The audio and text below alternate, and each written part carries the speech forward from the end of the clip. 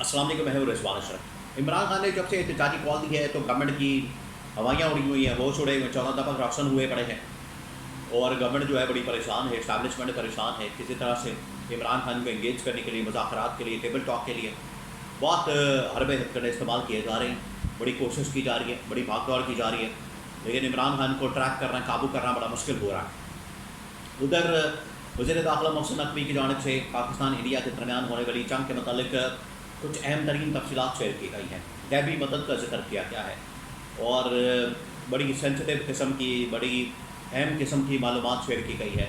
वो क्या इन्फॉर्मेशन दी वो आपके साथ में शेयर करता हूँ। इमरान खान की कॉल, उसकी स्ट्रैटेजी, हिकमत अमली और गवर्नमेंट का, इस्टेब्लिशमेंट का उसके ऊपर रद्द-ए-अमल, रिएक्शन वो क्या है, उसके बारे में इन्फॉर्मेशन मेरे पास मौजूद है, आपके साथ में शेयर करता हूँ। थर्ड ये कि अब इस्टेब्लिशमेंट को नज़र आ गया है कि गवर्नमेंट डावाडोल है, गवर्नमेंट बड़ी परेशान है, गवर्नमेंट इस वक्त बड़ी कमज़ोर है, वीक पोजीशन के ऊपर है।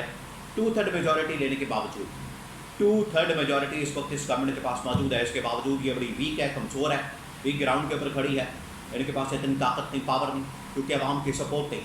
जिस गवर्नमेंट के पास आवाम की सपोर्ट नहीं होगी, आप 2/3 क्या टोटल मैंडेट भी उनके हवाले कर देंगे, तब भी वो अपने पाँव पर खड़े नहीं हो सकते मजबूती के साथ। तो ये इनकी हालत है। अब ये जो इनके पास 2/3 मेजॉरिटी है, इसके बावजूद बड़े कमज़ोर हैं। नए वज़ीर आज़म के लिए बात हो रही है, डिस्कशन हो रही है, बड़ी अहम तरीन मुलाकातें हो रही है। नए वज़ीर आज़म के लिए 2-3 नामों के ऊपर गौर हो रहा है, उसके बारे में बड़ी अहम तरीन मालूमात मेरे पास मौजूद है, वो आपके साथ में शेयर करता हूँ। इस्लामाबाद के अंदर क्या चल रहा है इसके बारे में 2-3 खबरें, तो ये 3-4 खबरें हैं अहम तरीन, एक एक करके मैं आपके साथ शेयर करता हूँ। सबसे पहले पाकिस्तान इंडिया के दरमियान जो जंग हुई, इसमें पाकिस्तान को किस तरह से गैबी मदद मिलेगी। वज़ीर दाखिला मोहसिन नकवी की जानिब से कुछ इंकशाफात किए गए और बड़ी सेंसिटिव किस्म की मालूमात शेयर की गई। सबसे पहले वज़ीर दाखिला ने कहा, वज़ीर दाखिला की जानिब से कहा गया कि जब हमने यहाँ से फायर किया, 2 उन्होंने मिसालें दी, 2 उन्होंने वाक़यात बयान किए जिन दिनों के अंदर ये सारा कुछ हो रहा था।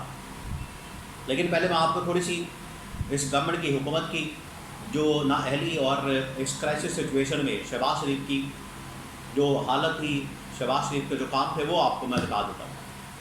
और ये शहबाज शरीफ ने खुद बताया हुआ कि जब ये जंग लगी हुई थी, पाकिस्तान की जानिब से हमला किया जा रहा था, इंडिया की जानिब से हमला किया जा रहा था पाकिस्तान के ऊपर, उस वक्त शहबाज शरीफ नहा रहा था, स्विमिंग कर रहा था। एक होता है नहाना, चले नहाना तो कोई उसमें बुराई वाली बात नहीं है, नहाना चाहिए सुबह सवेरे उठ के बंदे को। वो कह रहे सुबह सवेरे स्विमिंग कर रहा था और अपनी स्विमिंग के अंदर मस्त है, स्विमिंग अपनी याशी, अपना उनका स्विमिंग का प्रोग्राम चल रहा है।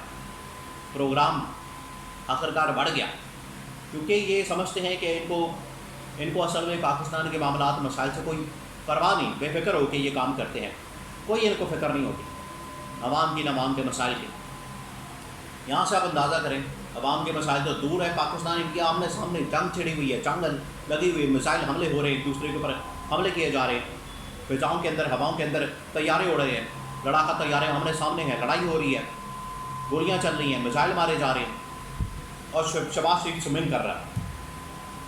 इनका अल्लाह ही हाफ़िज़ है। अब वज़ीर दाखिला मोहसिन नकवी की जानिब से कुछ इंकशाफात किए गए। उन्होंने बताया कि इस दौरान कैसे पाकिस्तान को गैबी मदद मिली।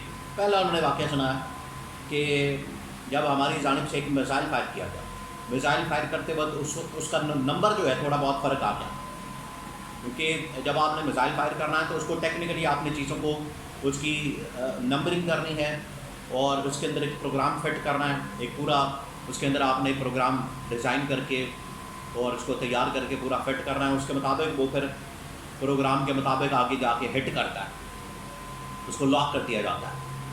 तो उसके अंदर नंबर के थोड़ा सा ऊपर नीचे हुआ, तो मोहसिन नकवी ने कहा कि हम वहाँ पर मौजूद थे, हमें बड़ी परेशानी हुई कि ये जाके अब ये ना हो कि सिविल आबादी के ऊपर जाके ये मिसाइल करे। हम नहीं चाहते थे कि इंडिया की सिविल आबादी को निशाना बनाए, हम सिर्फ उनकी मिलिट्री टारगेट्स को निशाना बनाना चाहते थे। तो खैर वो चल गया। उसके बाद जाके वो सिविल आबादी के ऊपर नहीं गिरा, बल्कि जाके उनकी ऑयल डिपो के ऊपर गिरा, जो मिलिट्री का इस्तेमाल होता है, मिलिट्री के ज़रिए इस्तेमाल होता है। उन्होंने कहा कि ये पहला वाक़या अल्लाह ताला की गैबी मदद पाकिस्तान के साथ थी और हमारा जो मकसद था कि सिविल आबादी को निशाना न बनाया जाए, बल्कि उनके मिलिट्री इंस्टॉलेशंस को निशाना बनाया जाए। तो आखिरकार उनके मिलिट्री ऑयल डिपो को जाके मिसाइल ने हिट किया, निशाना बना। दूसरा उन्होंने वाक़या सुनाया, उन्होंने कहा कि जब इंडिया की जानिब से मिसाइलों की भरमार बारिश आई, बहुत बड़ी बारिश हुई मिसाइलों की, وہ جب آئے انہوں نے میزائل مارے تو انہوں نے ایک ایئر بیس کو ٹارگٹ کیا ہوتا. اب ایئر بیس کے اوپر طیارے لڑاکا طیارے بڑا جنگی ساز و سامان، یہ لڑاکا طیارے بڑے مہنگے طیارے ہوتے ہیں. انہوں نے کہا کہ یہ اب آ رہے ہیں ایئر بیس کی طرف، لڑاکا طیارے کھڑے ہیں، فوری طور پر ان کو ادھر ادھر کرنا، دائیں بائیں کرنا، شفٹ کرنا بڑا مشکل ہے. اب لڑاکا طیارے نقصان ہوگا، گریں گے ان کے اوپر، لڑاکا طیارے تباہ ہوں گے، بڑا نقصان ہو جائے گا. لیکن محسن نقوی نے کہا کہ اللہ تعالیٰ کا شکر ہے کہ لڑاکا طیاروں کو رتی برابر بھی خراش تک نہیں آئی، ان کو نقصان نہیں ہوا، بلکہ تمام کے تمام میزائل ایئر بیس کے ارد گرد گرے، باہر گرے، دور جا کے گرے، پہلے گر گئے، ارد گرد گر گئے، لیکن ایئر بیس کے اوپر ایک بھی میزائل نہیں گرا. تو یہ وہ مدد تھی اللہ تعالیٰ کی طرف سے پاکستان کے ساتھ، جس کی مثالیں محسن نقوی نے بیان کی.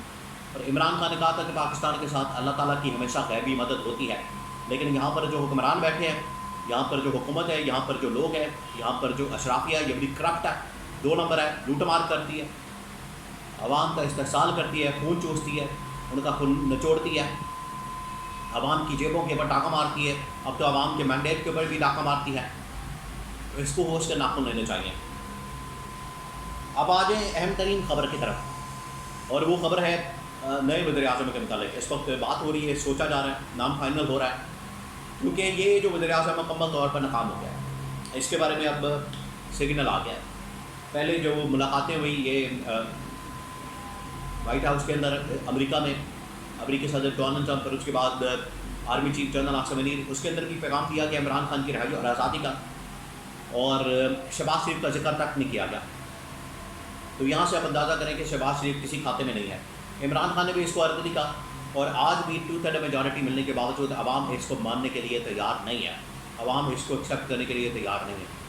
تو عوام کی جانب سے جس طریقے سے عدم اعتماد کیا جا رہا ہے اس حکومت کا، حکومت نہیں چاہتی نہ جائے، پارلیمنٹ نہیں چاہتی نہ جائے، لیکن ایک ان ہاؤس چینج، شہباز شریف کی تبدیلی، یہ اب ریٹن آن دا وال ہے، دیوار پہ لگا ہوا ہے، پتھر پہ لکیر ہو چکا ہے. اور اسٹیبلشمنٹ اس بارے میں 2-3 ناموں کے اوپر غور کر رہی ہے، اور آنے والے دنوں میں وہ نام فائنل ہو جائے گی، وہ آپ کو اسی وقت میں شیئر کر دوں گا. ابھی 2-3 نام چل رہے ہیں، میں صرف ان کو بتانا نہیں چاہتا، لیکن آنے والے دنوں میں 2-3 ناموں کے اوپر جب حتمی فیصلہ ہو جائے گا، جن کے اوپر غور ہو رہا ہے، پھر میں آپ کو بتا دوں گا کہ کون سے ایسے نام ہیں جن کے اوپر غور ہوا ہے اور ان میں سے ایک کو فائنل کیا گیا. یہ شہباز شریف اور کچھ نہیں کر سکتا، نہ عوامی مسائل کو حل کر سکتا ہے، نہ گورننس دکھا سکتا ہے، نہ پرفارمنس دکھا سکتا ہے. اپنی پارٹی نے بھی، اس کے خاندان لیڈرشپ نے بھی اس کے اوپر عدم اعتماد کیا، اور اسٹیبلشمنٹ بھی. اور نیا ان ہاؤس چینج، اس میں اب مریم نواز، چلیں چھوڑی، جس کا نام آتا ہے بعد میں آپ کو بتاؤں گا، شیئر کروں گا، نیا نام وزیر اعظم کو چینج کرنے کا، تبدیلی کا، یہ اب معاملہ شروع ہو چکا ہے.